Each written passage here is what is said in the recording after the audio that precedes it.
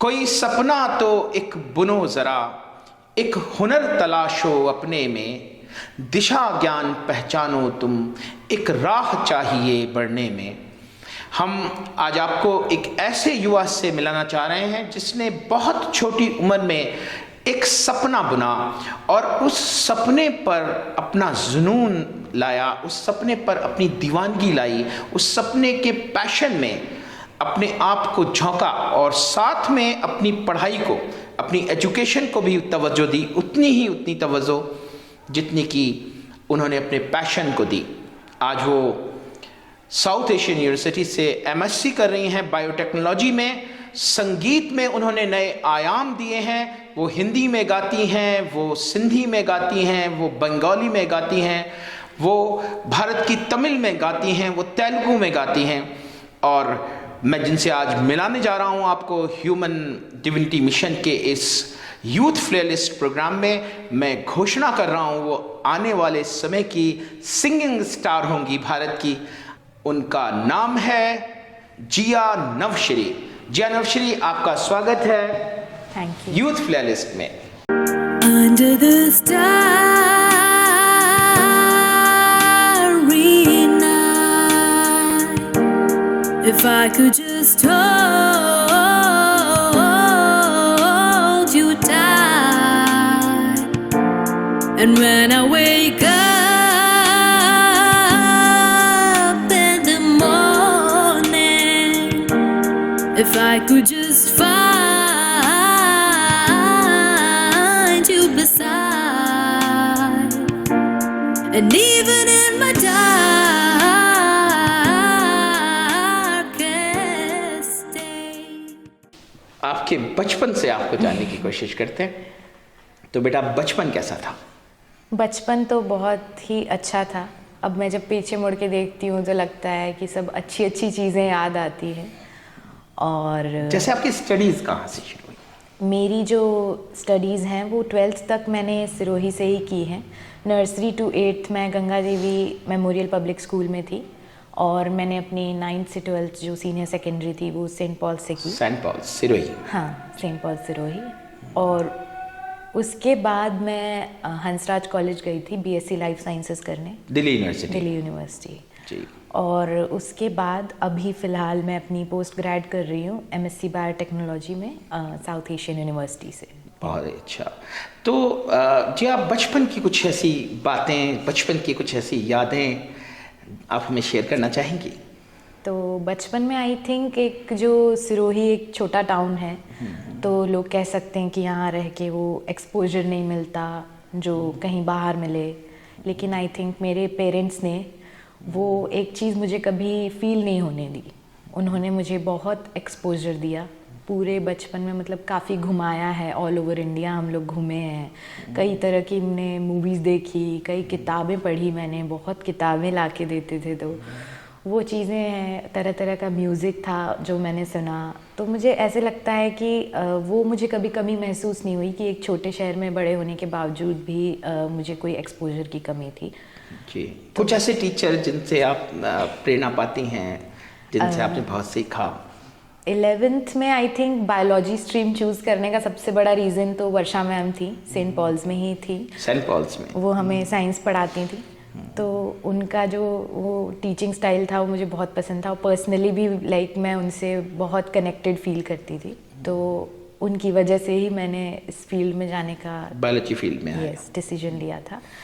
और under graduate में मैं हंसराज में एक मेरी प्रोफेसर थी शालिनी मैम, उनका मेंशन करना चाहूँगी। वो बॉटनी पढ़ाती हैं, तो उनकी वजह से मेरा बॉटनी की साइड काफ़ी इंक्लिनेशन रहा ज़ूलॉजी और केमिस्ट्री के कंपैरिजन में। और अभी फ़िलहाल मेरे टीचर हैं डॉक्टर आनंद मुस्तफ़िज़, जिनकी लैब में मैं काम कर रही हूँ बायोटेक्नोलॉजी में। जी। तो उनकी प्लांट मॉलिक्यूलर बायोलॉजी की लैबोरेटरी में मैं काम कर रही हूँ फ़िलहाल। और उनका भी टीचिंग स्टाइल है जिसने मुझे अट्रैक्ट किया कि मैं उनकी लैबोरेटरी ज्वाइन करूँ। वो बहुत अच्छे टीचर हैं। तो आई थिंक इन्होंने मुझे काफ़ी इन्फ्लुएंस किया है, जस्ट स्टडीज़ में ही नहीं, बाकी एज एन इंडिविजुअल लाइफ में भी काफ़ी चीज़ें सीखने को मिली हैं मुझे इन। जी, आप एक ऐसे बच्चे हैं जिसने अपनी स्टडीज़ को भी पूरी तवज्जो दी, आप मेरिटोरियस स्टूडेंट रहे और आप दिल्ली यूनिवर्सिटी में सिलेक्ट होना या फिर साउथ एशियन यूनिवर्सिटी में सिलेक्ट होना ये कोई छोटी मोटी चीज़ नहीं है। तो आपने अपनी स्टडीज़ को भी इतना ज़्यादा तवज्जो दिया और उसके बाद आपने अपने पैशन को भी साधा, उस पर भी आपने पूरा टाइम दिया। तो ये बड़ी बहुत बड़ी प्रेरणा है आज के यूथ के लिए कि यूथ क्या करता है, ज़्यादातर कहता है कि मैंने स्टडीज़ की इस वजह से मेरा पैशन रह गया, या बहुत सारे लोग अपने पैशन में चले जाते हैं, उनकी स्टडीज़ रह जाती हैं।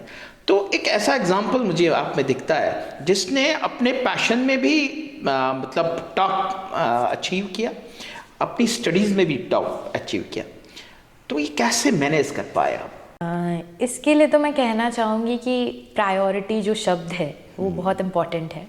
अगर आपको लाइफ में क्लियर है कि आपकी प्रायोरिटी क्या है तो आप एक नहीं 10 चीज़ें भी कर सकते हैं जी। बात बस आपकी प्रायोरिटी की होती है। एक एग्जांपल देना चाहूँगी कि जैसे मेरे बोर्ड एग्ज़ाम हुआ करते थे 12th में भी 10th में भी, तो पढ़ाई चलती रहती थी, फिर जैसे ही ब्रेक होता था मैं अपने सिंथेसाइज़र पर पाई जाती थी उस ब्रेक में। तो बात प्रायोरिटी की है, अपने अपने शौक की है। मतलब आप अपनी स्टडीज कर रहे हैं और फ्रेश होना है तो आप अपने पैशन में चले गए 1-2 घंटे के लिए, है ना? हाँ वही। राइट। और बाकी जहाँ जहाँ मौका मिला मैंने सीखने की कोशिश की म्यूज़िक। तो वो है कि आपके दिमाग पे अगर एक जुनून रहता है कि मुझे ये चीज़ करनी है तो आपको कोई नहीं रोक सकता। नहीं, बहुत ही अच्छा है। तो जिया, मैं इसी पैशन पे आ जाता हूँ। इसकी शुरुआत कुछ याद है, कहाँ से आपको इस म्यूज़िक के पैशन में, गाने के पैशन में? क्योंकि जिया आपने कंपोजिंग भी किया, राइटिंग भी किया, खुद गाया भी, और तो इतने बड़े बड़े आयाम आपने अचीव किए हैं जिन पर हम आज बात करेंगे। तो ये शुरुआत कहाँ से हुई? तो शुरुआत तो मुझे एज सच कोई पॉइंट नहीं याद कि मैंने सीखना शुरू किया या कुछ। मुझे लगता है मैंने जब से बोलना शुरू किया मैं तब से गा रही हूँ। तो मुझे ऐसा लगता है कि एक इंटरेस्टिंग स्टोरी है। जब मेरी मम्मी जो थी वो प्रेग्नेंट थी तब हमारे घर में टीवी नहीं था, और तब उन्होंने टीवी खरीदा यही बोलकर कि मुझे सारेगामापा देखना है। उसमें सिंगिंग शोज जो आते थे इंडियन आइडल वगैरह, और मुझे वो देखना है और मैं चाहती हूँ कि अगर मेरी बेटी हो तो वो जो है सिंगर हो। तो मुझे ऐसा लगता है मेरा बीज वहीं पड़ गया था। तो अभिमन्यु वाली बात हो गई। बचपन से ही आप सीख करके। हाँ, तो फिर मुझे मेरे 2.5 साल की उम्र में भी गाते हुए वीडियोस हैं जो मैं बड़ी हुई तो मैंने देखे। मतलब सबसे पहले आप 2.5 साल की उम्र में गा रहे हैं, जो तो इनहेरेंट था आपके अंदर।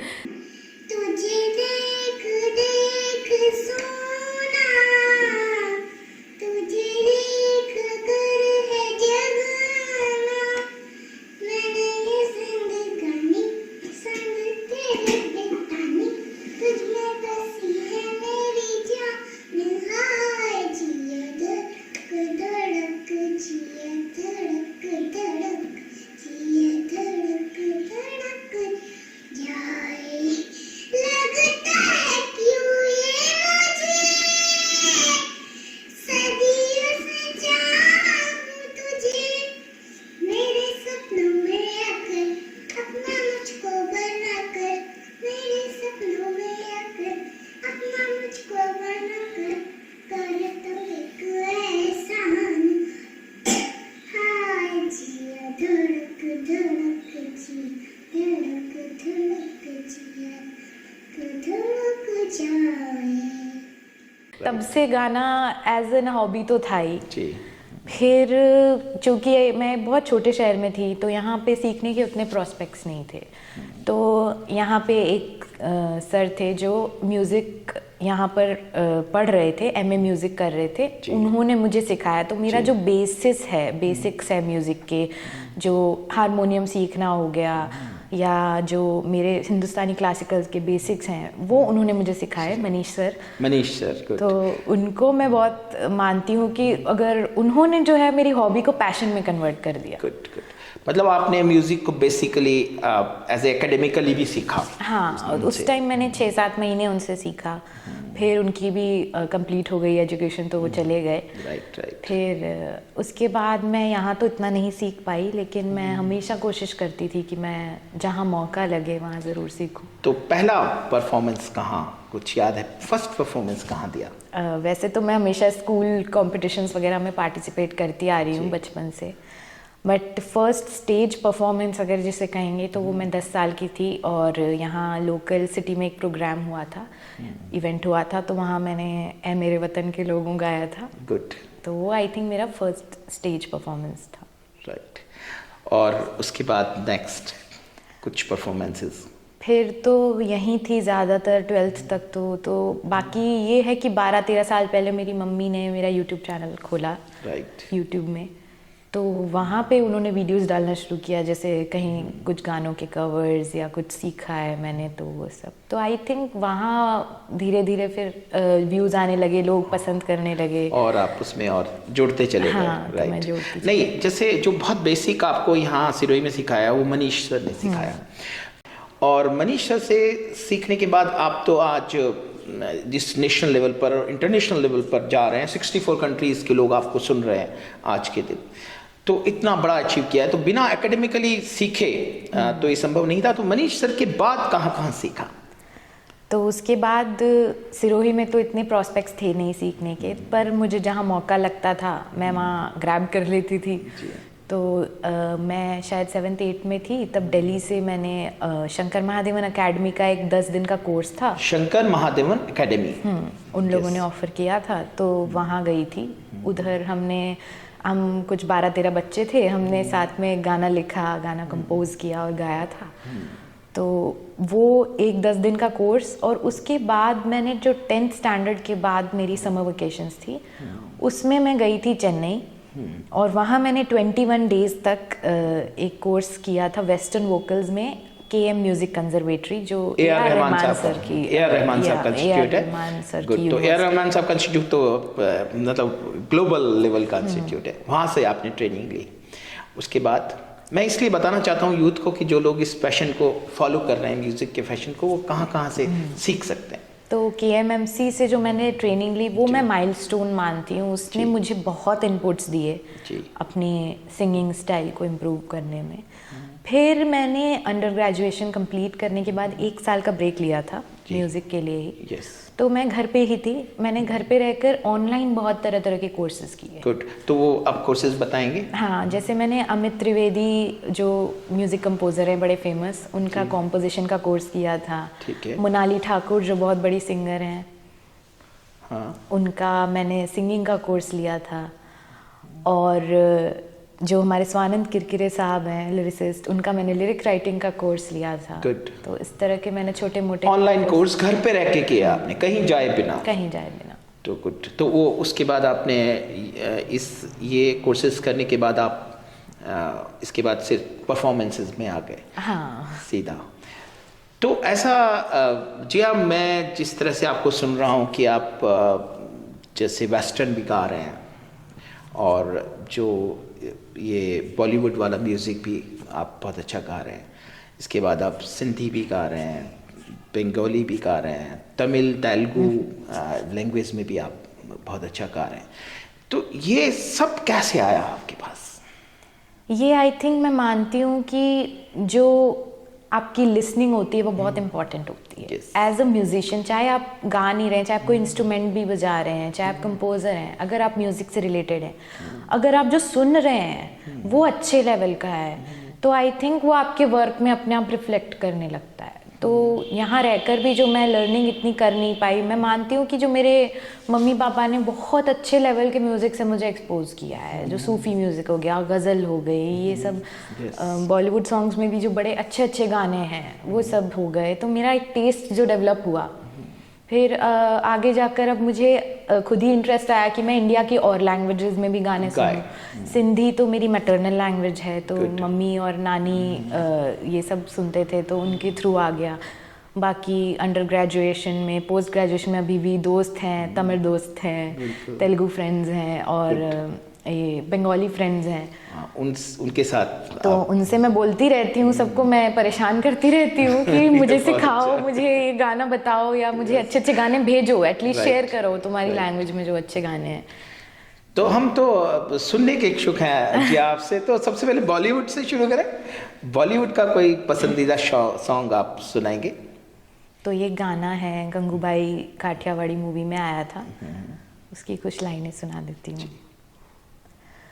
सुना है कि उनको शिकायत बहुत है, सुना है कि उनको शिकायत बहुत है, तो फिर उनको हमसे मोहब्बत बहुत है। बहुत खूबसूरत। सुना है कि वो तोड़ देते हैं दिल, तो हमें टूटने की भी आदत बहुत है।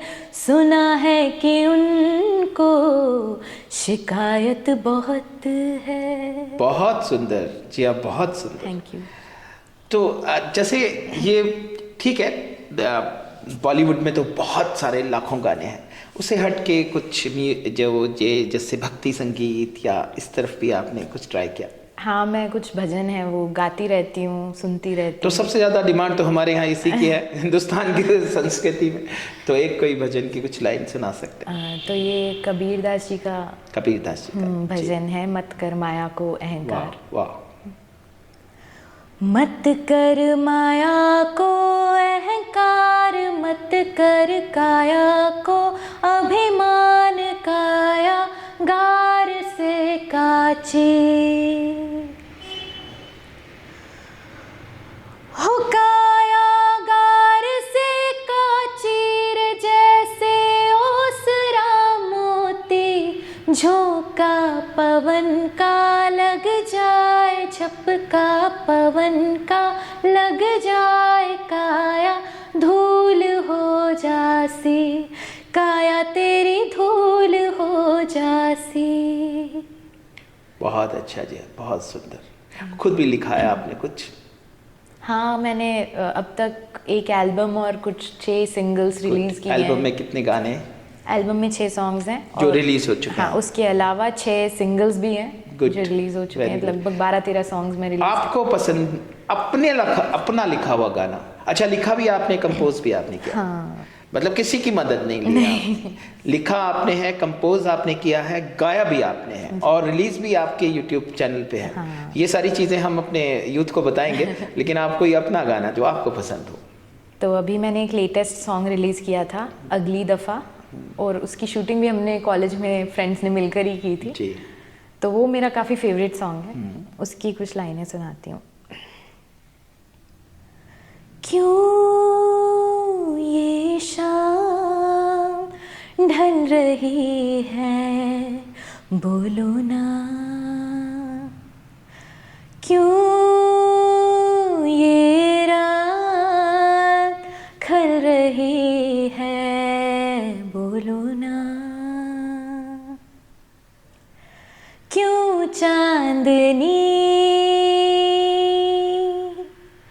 पास आ रही है, ये दूरियां ना रास आ रही है, पर जा रहे हो तो ये भी बता दो, फिर कब मिलोगे हमसे यूं ही दोबारा, अगली दफा जो तुम आओ तो सुन लो, कुछ और देर देना साथ हमारा। वाओ जी, बहुत सुंदर जी। Thank तो ये तो आप रॉ सुना रहे हो बिना किसी म्यूजिक के, बिना।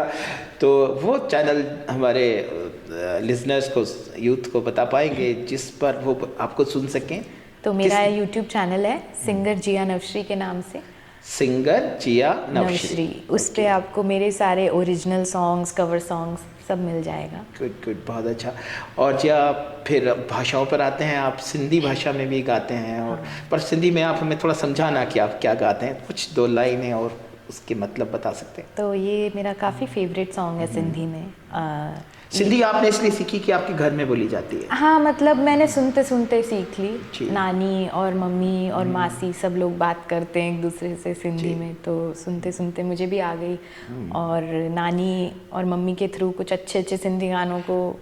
और ये तो वो भाषा है जो पाकिस्तान में बोली जाती है ना? जो पूरा सिंध का क्षेत्र है वो पाकिस्तान में है। बिल्कुल। तो ये तो बहुत खूबसूरत है। पाकिस्तान में भी यदि हमें लोग सुन रहे हैं तो उनके लिए बहुत सुंदर मैसेज होगा। आप सुनाइए प्लीज। तो ये गाना है जो मेरी नानी का भी फेवरेट है। अलाइजे छामे राजिया, अलाइजे कैसा राजिया, कैसा राजिया। तो इसमें ये हम गॉड के लिए गा रहे हैं कि उनकी जाने क्या मर्जी है, जाने वो किस में राजी हैं। कोई राजा होता है और कोई फकीर होता है, ये सब उस बाजीगर की बाजी है। तो उसकी लाइनें हैं। सुनाइए। अलाइजे छामे राजिया, अलाइजे कैसा राजिया, अलाइजे छामे राजिया, अलाइजे कैसा राजिया। कोई राजा को फकीर बाजीगर जी बाजिया, कोई राजा को फकीर बाजीगर जी बाजिया। अलाइजे छामे राजिया, अलाइजे कैसा राजिया। वाह जी, वाह जी, बहुत ही सुंदर। मैं दंग हूँ ये सुन करके और ये देख करके कि इतना ज़बरदस्त आपने टैलेंट अर्जित किया। तो बंगाली, तमिल, तेलुगु, हम तो सबकी दो दो लाइन सुनना चाहेंगे क्योंकि आज हम रिकॉर्ड कर रहे हैं आपके इस टैलेंट को। और हमें ये शुभकामनाएं हैं कि आज आने वाले समय में आप हिंदुस्तान और दुनिया के बहुत बड़े सिंगर बने। तो हमारे पास ये रिकॉर्ड रहेगा ह्यूमन डिविटी मिशन के पास। तो कोई बंगाली गाना? बंगाली सॉन्ग ये मेरी फ्रेंड ने मुझे सिखाया है जी। तो और फ्रेंड का नाम भी बता दीजिए। तो अश्मिता जी। वो मेरे साथ पोस्ट ग्रेजुएट अभी पढ़ रही है। जी। तो उससे मैंने रिक्वेस्ट, ये खूबसूरती है ना जी इंडिया की, बिल्कुल है ना, कि हर भाषा, हर क्षेत्र के लोग जब एक जगह मिलते हैं तो एक दूसरे को प्रेम देते हैं, प्यार देते हैं, एक दूसरे को सिखाते हैं। तो उसने मुझे ये सॉन्ग सिखाया है। हे शोखा मोमारे दोएरो, हे शोखा मोमारे दोएरो, সংসারে সব কাজে ধ্যানে জ্ঞানের হৃদয়ের হে সখা মমর হৃদয়ের। और तमिल? क्योंकि मेरी जैसे जैसे आप गा रहे हैं मेरी जिज्ञासा बढ़ती जा रही है चीजों में। कोई तमिल इसका क्रेडिट मैं अपनी रूममेट को देना चाहूंगी जी, जो तमिल की हैं, जो तमिलनाडु से है। उसने मुझे सिखाया था ये सॉन्ग। இதுவரை இல்லாத உணர்வித இதயத்தில் நான் கனவித பலித்திடும் அந்நாளை தேடிடும் பாடல் கேட்டாயோ, மூடாமல் மூடி மறைத்தது தானாக பூத வருகது தேடாமல் தேடிறது எங்கே, மூடாமல் மூடி மறைத்தது தானாக பூத வருகது தேடாமல் தேடி கிடைத்தது எங்கே। बहुत सुंदर, बहुत सुंदर। और वो जो फ्रेंड है आपकी, उनका नाम आप बताना चाहेंगे? जयमनी जी, जिन्होंने आपको सिखाया। तो इसके बाद तेलुगु कश्मीरी सब। तेलुगु और कश्मीरी और रह गया है ना? तो तेलुगु में कुछ कोई याद हो तो आप बताएं। हाँ, ये मेरा बड़ा फेवरेट सॉन्ग है। राधे श्याम एक मूवी आई थी जी, उसमें था। ये मैंने खुद ही सीखा है। Good good. ఎవరో వీరెవరో కలువనీరు ప్రేమికులా, ఎవరో వీరెవరో విడిపోని యాత్రికులా, వేణిదారొకటే మరి దిక్కులే వేరులే ఊపిరొకటేలే, ఒక శ్వాసలానే శ్వాసలా అతడే విదే ఎదా ఎదా పడే పడే కలవడం ఎలా ఎలకలా రసే ఉందా రసే ఉందా ఈ రాతలే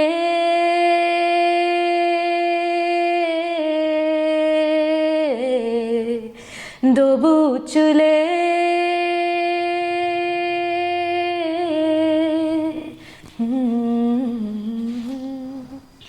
बहुत सुंदर किया, बहुत सुंदर। तो फिर कश्मीरी भी हम छोड़ेंगे नहीं। कश्मीरी सॉन्ग कैसे सीखा? कश्मीरी बस सुनने का शौक चढ़ा तो सुनने लगी और सुनते सुनते पसंद आने लगी। बड़ी मीठी भाषा है, मेरा बड़ा मन भी है कि एक बार वो लैंग्वेज ज़रूर सीखूं मैं। जी जी। तो उसका एक फोक सॉन्ग है, वो मैंने सीखा था।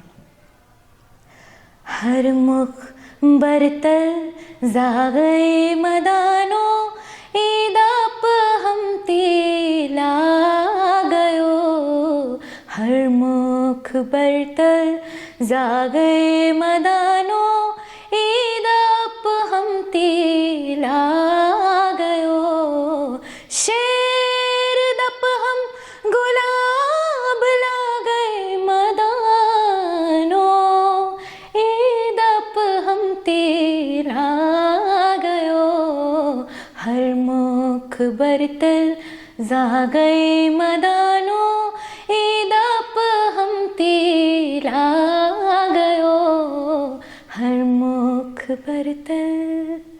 वाओ, तो बड़ी खूबसूरत बात है। आप तो एक ट्रू रिप्रेजेंटेटिव बन रहे हो हिंदुस्तान के, जिसमें पूरे हिंदुस्तान की हर भाषाओं के आप गीत गा रहे हो। लेकिन जो संगीत कहा जाता है उसमें तो पंजाब सबसे आगे आता है।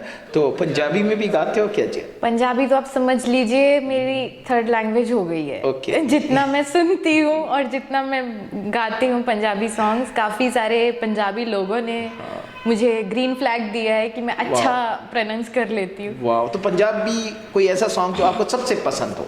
तो मेरे फेवरेट आर्टिस्ट हैं सतिंदर सरताज, जी। तो उनका मैं सॉन्ग गाना जी, चाहूँगी। बिल्कुल। मुझे बहुत पसंद है उनका बिल्कुल, ये बिल्कुल। गाना। प्यार हुंदा फुल्ला तो मलूक सोहणिया, जीवे हुंदी मोरनी दी कूक सोहणिया। दूर किते जंगलां च नचदी फिरे, शहर तक सुन जांदी हुक सोहणिया। सजन राजी हो जवे फिर भी ओ रोला नहीं पाईदा। पागला सजन राजी हो जवे फिर भी ओ रोला नहीं पाईदा। पागला इशक हुंदा हिरिया दे वर्गा, जग तो लुकाईदा। पागला सजन राजी हो जवे फिर भी ओ रोला नहीं पाईदा। वाह जी वाह। मैं एक इंटेलिजेंट प्रिडिक्शन कर रहा हूँ आपको सुनने के बाद, आपके सारी इन चीज़ों को सुनने के बाद, कि शायद मैं जिस छोटी सी प्यारी सी बच्ची के पास बैठा हूँ वो आने वाले टाइम में हिंदुस्तान की सिंगिंग स्टार्स में होगी। तो बहुत बहुत इस बात के लिए शुभकामनाएं जिया आपको कि आप अपने पैशन में बहुत तेज़ी से जिस तरह से काम कर रही हैं उस तरह से आगे बढ़ती रहें। मैं आपके हॉबीज़ के बारे में भी अब जानना चाहता हूँ कि कौन कौन सी हॉबी है आपके अंदर? मुझे मूवीज़ देखना बहुत पसंद है।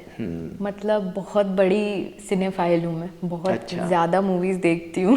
तो मूवीज़ सीरीज़ ये सब देखना और देखने के बाद उनको डिस्कस करना और वो सब बड़ा मुझे पसंद है। तो मैंने अपने एक फ्रेंड के साथ मिलके एक सिनेमा क्लब भी हमने सिनेमा क्लब बनाया। अच्छा, क्या है इसके बारे में थोड़ा बताएंगे? सिनेमा क्लब क्या है? तो हमारे साथ जनरली ये होता था कि हम इतने पैशनेट है मूवीज़ को लेके, पर हमारे दोस्त ज़रूरी नहीं है कि हों, तो सब लोग वो सीन्स की डिटेलिंग को डिस्कस करना या वो सब नहीं करना चाहते। तो ये और मेरा दोस्त था आदर्श, मेरा फ्रेंड है, तो हम दोनों ने सोचा कि इस तरह के लोगों को जोड़ा जाए जो सिमिलर डिस्कशंस करने में इंटरेस्टेड है। एक प्लेटफॉर्म बनाया। एक हमने अभी तो हम ज़्यादा एक्टिव नहीं है, व्हाट्सएप और इंस्टाग्राम पे ही है हम लोग जी। लेकिन हम कोशिश करते हैं कि कॉलेज स्टूडेंट्स को हम उसमें जोड़ें जो मूवीज़ देखें, मूवीज़ का रिव्यू दें और डिस्कस करना चाहें कई चीज़ें। तो हम तो जैसे हमारे यूथ जो सुन रहे हैं यूथ प्लेलिस्ट के इस प्रोग्राम को, यदि उनमें से कोई आपके इस प्लेटफॉर्म से जुड़ना चाहे तो क्या करें? तो हमारा गूगल फॉर्म है, उसका जी। लिंक मैं आपको दे जी। दूंगी, तो वो आप डिस्क्रिप्शन में लगा सकते हैं, तो वो जी। फिल करके फिर वो मेरे पास आ मतलब जाएगा। गूगल लिंक को हम आप भरें और उसके बाद जैसे ही और- आप उसे हाँ। भेजेंगे आप उन्हें अपने साथ जोड़ लेंगे। इंस्टाग्राम पे सिनेमोशनल के नाम से है हमारा क्लब, तो वो जी। फॉलो कर सकते हैं वहाँ। Okay okay.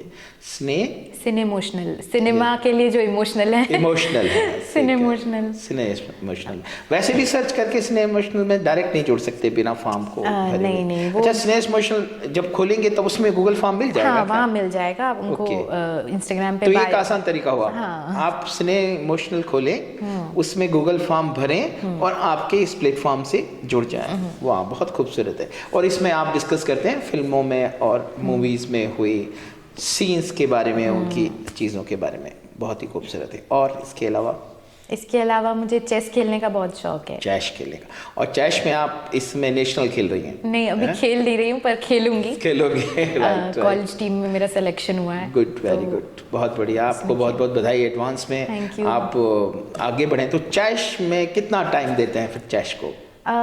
वो मेरा ऐसे ही टाइम पास की तरह है, जब फ्री होती हूँ खोल के खेलने लगती हूँ। अब तो सब कुछ फ़ोन पर है। मेरा इंटरेस्ट भी कोविड के टाइम ही डेवलप हुआ था, जब मैं घर पे थी, तो फ़ोन पे ही ज़्यादातर टाइम बीतता था, तो मैंने खेलना शुरू कर दिया। Good। फिर मुझे इंटरेस्ट आने लगा, तो मैं सीखने लगी, फिर वो बेटर हो गया गेम काफ़ी। तो लास्ट ईयर यूनिवर्सिटी में मैं सिल्वर भी थी। गुड, वेरी गुड, बधाई आपको उसके Thank लिए। you। और अभी आपका सिलेक्शन किसके लिए हुआ है अभी? ऑल इंडिया स्प्रिंग चैंपियनशिप हो रही है, जिसमें बाकी National level ऑल का ओवर इंडिया championship। से कॉलेजेस की टीम्स Good। आएंगी।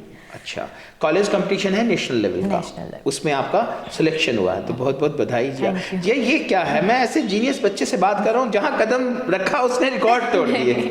तो ये बहुत ही खूबसूरत है। इसके अलावा क्या पैशन है? इसके अलावा मुझे किताबें पढ़ने का बहुत ज़्यादा शौक है, और आई Hobbies थिंक वो में। मेरे पेरेंट्स से ही डेवलप हुआ है। उन्होंने Okay। बचपन से, वो खुद किताबें भी बहुत पढ़ना। पढ़ते हैं, और मुझे बहुत अच्छी अच्छी किताबें ला कर दिया करते थे शुरू से, और फिर धीरे धीरे वो मुझ में डेवलप हो गया। तो अब मुझसे छुट्टी होते ही रहा नहीं जाता है, मुझे बस किताबें पढ़ते हैं। किताबें चाहिए। एक आध किताब आप कोट करना चाहेंगे हमारे यूथ के लिए, कि जो आपको बहुत अच्छी लगी या आपको लगता है ये मुझे सीख देती है? एक मेरे फेवरेट ऑथर हैं पाउलो कोएलो, उनकी द अल्केमिस्ट तो सबने सुन रखी है, वो तो है ही, वो बहुत अच्छी, आई थिंक वो सबको पढ़नी चाहिए। उसके अलावा एक बार आप रिपीट करेंगे इसको, ऑथर को और उसको? हाँ, मेरे फेवरेट ऑथर हैं पाउलो कोएलो। अच्छा। उनकी सबसे फेमस बुक है द अल्केमिस्ट, वो तो Okay। सबने पढ़ रखी है, आई थिंक मैक्सिमम लोगों ने पढ़ रखी है, पर वो काफ़ी अच्छी है और वो काफ़ी इम्पैक्टफुल थी मेरे पर्सनली। और उन्हीं की एक और किताब है द ज़ाहिर, जो मैंने इसी छुट्टी में अभी रिसेंटली पढ़ी है, कुछ दिन पहले ही, तो वो मुझे बहुत ज़्यादा पसंद आई, तो वो मैं ज़रूर मेंशन करना चाहूँगी। तो आपका चेस खेलना एक हॉबी है, आपका गाना एक हॉबी है, आपका लिखना एक हॉबी है, आपका कॉलेज में आप जब हंसराज कॉलेज वगैरह में रहे तो कोई ऐसी चीज़ जो आपको उन हॉबीज़ में याद आती हो? वहाँ पे मैं बहुत सारी सोसाइटीज़ का पार्ट थी, तो बिकॉज अब तक तो आप जान ही गए होंगे कि मैं एक जगह पैर रखने वालों में से नहीं। तो हर सेमेस्टर में हर नई सोसाइटीज़ में पार्टिसिपेट करती ये लर्निंग प्रोसेस है। हाँ, हर चीज़ को सीखना। हाँ, तो वहाँ मुझे लगता है मेरा जो पर्सनालिटी डेवलपमेंट हंसराज में हुआ है, वो काफ़ी ज़्यादा बड़ा रोल प्ले करता है एज एन इंडिविजुअल मेरी लाइफ में। जो सोसाइटीज़ में मैंने सीखा है, जैसे कि मैं जेंडर इक्वालिटी सेल का पार्ट थी, मैं विजन जो मीडिया और पब्लिकेशन सोसाइटी है उसका पार्ट थी, मैं गर्ल अप का पार्ट थी जो एक यूएन का ऑर्गेनाइजेशन है, और मैं एक स्पिरिचुअल सोसाइटी है अद्वैता जो पूरे डीयू के कॉलेजेस में है, उसका भी पार्ट थी। तो काफ़ी तरह की और सिंगिंग वगैरह भी किया हंसराज में? वो भी करती रही, जम के प्लेटफॉर्म पे गए। राइट, बहुत ही सुंदर। तो जिया देखिए, स्टूडेंट होना और वो भी कोई ऐसा सामान्य सब्जेक्ट का नहीं, बायोटेक्नोलॉजी जैसे विषय को पढ़ना जो मेरे ख्याल से सबसे एडवांस स्टडीज़ में आता है आजकल, बायोटेक्नोलॉजी और ये सब, तो टाइम को कैसे मैनेज करते हो? टाइम तो कोई चीज़ अगर आपका पैशन है तो मुझे लगता है टाइम निकल ही आता है, फिर आपको सोचना नहीं पड़ता। हाँ, कई ऐसे दिन होते हैं मेरे भी जब मुझे लगता है कि बहुत ज़्यादा टाइम मेरा पढ़ाई में चला गया, मैं कुछ कर नहीं पा रही हूँ, तो कई ऐसे दिन आते हैं, बट फिर खुद को ये भी समझाते हैं कि कोई बात नहीं, आ जाएगा, वो भी टाइम आएगा जब हम यस यस। उस चीज़ को अच्छे से फॉलो करेंगे। तो टाइम निकाल लेती हूँ, मैं पूरी कोशिश करती हूँ कि मैं एटलीस्ट 2-4 गाने गा लूँ दिन के। जैसे सुबह उठते ही हमारा रिचुअल है, मैं और मेरी रूममेट, उसको भी मैंने आदत डाल दी है। अब हम सुबह उठते ही गाने सुनते हैं सबसे पहले तो गुनगुनाती रहती हूँ मैं, पूरे टाइम गाने चलते रहते हैं, तो वो है। तो जो आपने जो अपने दम पर जो माइलस्टोन क्रॉस किए हैं नए नए, जैसे जिनमें मैं एक एल्बम आपने निकाला है ना, उस एल्बम का नाम वापस बताएंगे लोगों को ताकि वो लोग सुन सकें? मेरे एल्बम का नाम एम्ब्रेस है और Good. उसमें आपको 6 गाने मिलेंगे और वो हर म्यूज़िक स्ट्रीमिंग प्लेटफॉर्म पर अवेलेबल है। आप कोई भी स्पॉटिफाई, जियो सावन, एप्पल म्यूज़िक, गाना कुछ भी सुनते हैं, सब पे उस पे अवेलेबल है। अवेलेबल है। और ये आपने 6 गाने खुद लिखे हैं, खुद कंपोज किए हैं, खुद गाए हैं? जी। Very good. और ये आपका एक और आपने उसके अलावा इंडिविजुअल गाने भी गाए? हाँ, कुछ सिंगल्स हैं, जैसे जो मेरा फर्स्ट सॉन्ग था जो फिल्मों में होता है, वो मेरा वो फर्स्ट काफी फेमस हुआ ना? काफी, हाँ हाँ। उसको 22,000 व्यूज मिले तो उसका हैं। एक लाइन आप सुना दीजिए, बाकी हम सुनाएंगे लोगों को। एक लाइन सुना दीजिए। दिन में भी सपने आने लगे हैं, हमको ये क्या हो गया, धड़कन जरा सी बढ़ सी गई है, तूने है जब से छुआ, सचमुच ही दिल ये बैठे बैठे कहीं दूर खोता है, शायद वही है हुआ, शायद वही है हुआ जो फिल्मों में होता है।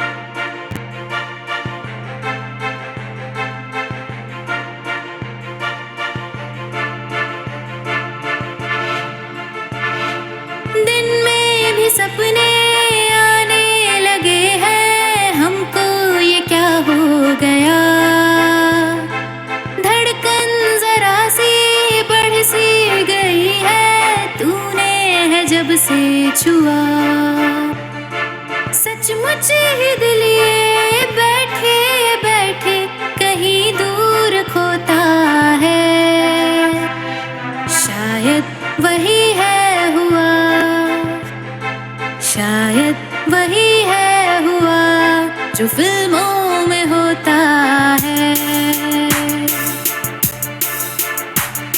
शायद वही है हुआ जो फिल्मों में होता है।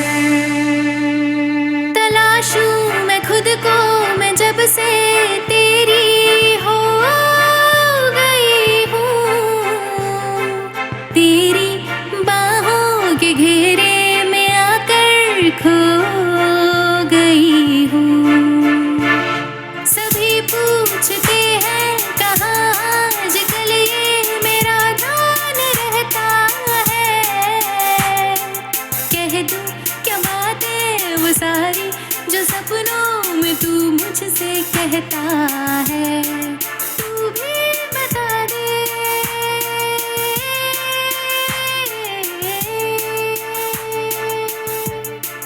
तू भी बता दे कि क्या आजकल तेरे संग भी ये होता है, हाँ, बस वही जो फिल्मों में होता है।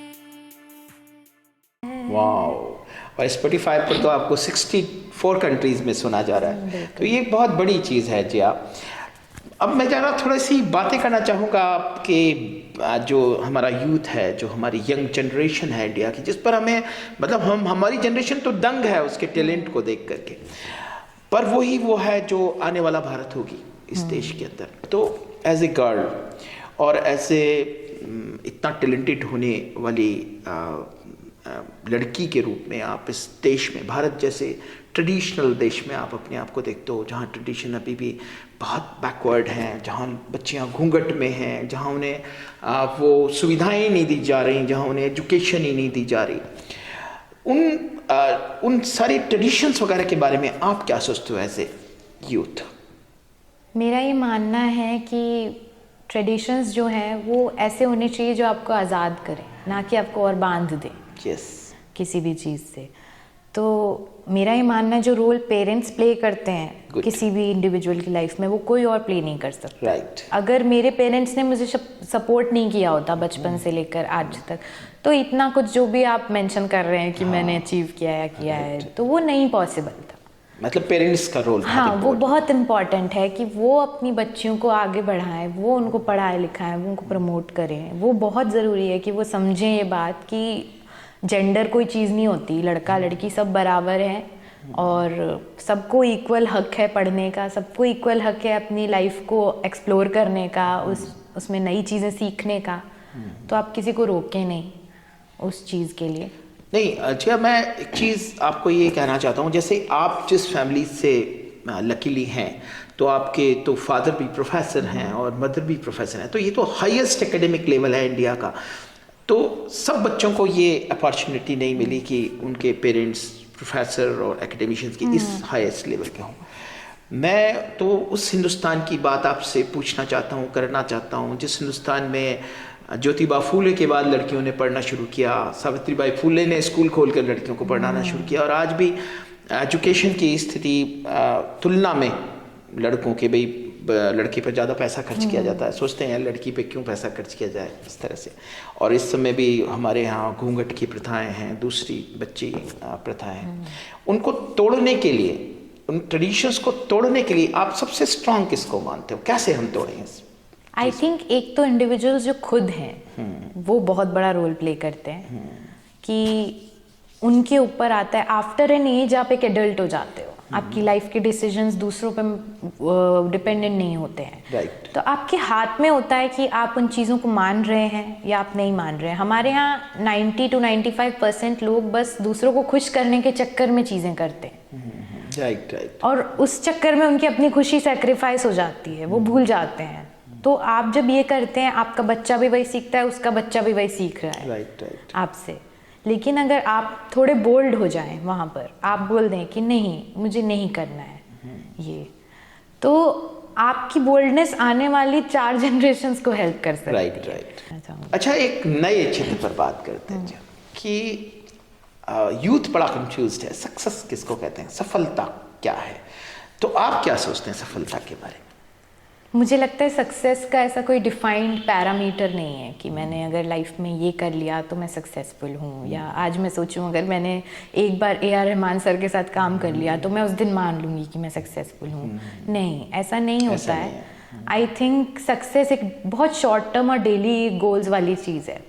मैं आज सुबह उठी, मैंने जो भी चीज़ें की, अगर वो कल से बेहतर थी, और रात को सोने से पहले मैं सेटिस्फाइड थी कि हाँ, आज का दिन मैंने एक अच्छी तरह से बिता लिया, तो आई थिंक मैं सक्सेसफुल हूँ। बहुत खूबसूरत बात है। तो कभी भी उसको एक लॉन्ग टर्म बड़ी चीज़ से ना जोड़ें, क्योंकि आप कभी नहीं जानते क्या होने वाला है आगे लाइफ में। बहुत चीज़ें अनसर्टेन होती है, हम खुद नहीं जानते कि क्या हो जाए, कल क्या हो जाए, कल आप भी रहें नहीं रहें, कोई कुछ हम नहीं जानते। बहुत अच्छा। लेकिन अगर मैं एक डेली गोल के हिसाब से चलती हूँ तो मैं खुद भी ज़्यादा सेटिस्फाइड रहूँगी अपने आप से, और कंपटीशन अपने आप से रखें, दूसरों से ना रखें। यदि आप खुश हैं, आप सेटिस्फाइड हैं, आपने ज़िंदगी मस्त जी रहे हैं, आपने दिन बहुत खूबसूरत गुजार लिया, आपने बेहतरीन सीखा कल से आगे, तो आप सक्सेस। बिल्कुल।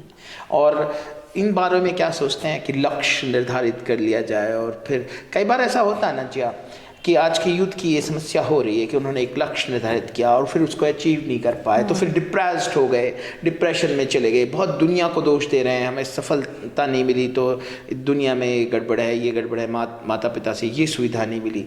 तो ऐसे बच्चों के लिए आपका क्या मैसेज है? मेरा वही एक मैसेज है, मैं बहुत फर्मली मानती हूँ लाइफ में कि आप जो है लॉन्ग टर्म चीज़ों से खुद को ना जोड़ें। मैं बहुत फर्म बिलीवर हूँ कि डेस्टिनी में आपके जो लिखा है वो आपका ही रहेगा, वो कहीं नहीं जा रहा, और जो नहीं है वो आप चाहे कुछ भी कर लीजिए वो जाएगा ही आपकी लाइफ से। राइट। तो जब आप किसी बहुत बड़ी चीज़ से जोड़ लेते हैं तो आप वो जर्नी इंजॉय करना तो भूल जाते हैं, आपका पूरा फोकस रिजल्ट पे है, तो ना तो आप वो जर्नी इंजॉय कर पाए, और कल को बाय एनी चांस वो रिजल्ट भी नहीं मिला आपको जो आप एक्सपेक्ट कर रहे थे, तो आप रिजल्ट भी इंजॉय नहीं कर पाएंगे। Right. तो जो गीता में श्री कृष्ण ने कहा है कि कर्म करना है पर फल की चिंता नहीं करनी है, मैं भी यही मानती हूँ कि आपको काम करना चाहिए, पूरी मेहनत आप अपना 100% दें, आप चाहे कुछ भी कर रहे हैं आप अपना 100% दें, चाहे मैं चेस खेल रही हूँ, चाहे मैं गाना गा रही हूँ, या चाहे मैं पढ़ाई कर रही हूँ, 100% आप अपना दें उसके अंदर। ये मत सोचिए कि इससे क्या हो जाएगा, क्या मिल जाएगा। राइट, बहुत सुंदर बात है। अगर हम वो जोड़ लेंगे तो फिर हम एक बड़े विजन पे देखना भूल जाते हैं। Right. हो सकता है वो चीज़ मुझे किसी और बेटर चीज़ के लिए प्रिपेयर कर रही हो लाइफ, में। और आप जो एड ऑन कर रहे हो रोज की रोज, वो हो सकता है कहीं और आपको ले जा रही हो, और अप्लाई हो जाए। राइट। तो लक्ष्य साध करके काम करने के पक्ष में आप बिल्कुल नहीं हैं। राइट। तो ये बहुत सुंदर मैसेज है यूथ के लिए कि जो आपके पास आ गया, जो आपके सामने आ गया, उसको आपने एंजॉय किया, उसे 100% दिया और उसके पूरे मज़े लिए, उससे कुछ मिलना है या नहीं मिलना है इसके बारे में बिल्कुल नहीं सोचा। बहुत सुंदर मैसेज है जी आपके तरफ से। ये एक बात और आपको और सारी जो हमारी यूथ ऑडियंस को बताना चाहते हैं कि जो ह्यूमन डिविनिटी मिशन बनाया गया था, तब उसका जो थीम सॉन्ग था वो जिया नवश्री ने गाया था। उस वक्त आप उस समय काफ़ी छोटे थे, उस समय आप हंसराज कॉलेज में शायद पढ़ने गए थे उस समय। तो हम अपनी ऑडियंस को आपकी ज़रूरत हो तो उसे एक बार सुनाएं कि वो सॉन्ग जिया ने गाया है और उसमें एक बहुत खूबसूरत मैसेज है।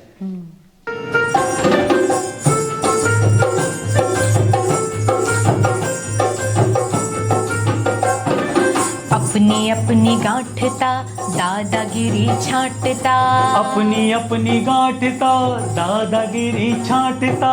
दुनिया तुझ में क्यों ढले तेरी मर्जी क्यों चले, दुनिया तुझ में क्यों ढले तेरी मर्जी क्यों चले। बनना है तो नीर बन, सब में घोर आगे छन। बनना है तो नीर बन, सब में घोर आगे छन। फकीर तन फकीर मन प्रेम भरे दो नयन, फकीर तन फकीर मन प्रेम भरे दो नयन। द्वारे द्वारे बांटता, द्वारे द्वारे बांटता, ज्ञान का अनमोल धन, ज्ञान का अनमोल धन, ज्ञान का अनमोल धन, ज्ञान का अनमोल धन। तो जी आप चूँकि आपका सारा पैशन अब म्यूज़िक की तरफ है, लेकिन आपने अपनी स्टडीज़ भी बहुत ग्रेट लेवल पर अचीव की हैं, MSc बायोटेक्नोलॉजी कर रहे हैं, वहाँ बहुत बड़ी अपॉर्चुनिटीज़ हैं आगे जाने का। तो क्या प्लान है अब लाइफ में?